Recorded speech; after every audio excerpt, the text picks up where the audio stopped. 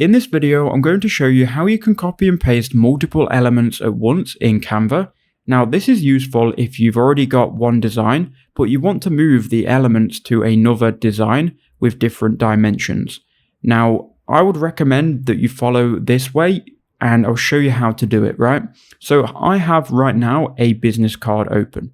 Now, what we're going to do, you want to hold down Shift on your keyboard and then click on all of the elements that perhaps you want to move.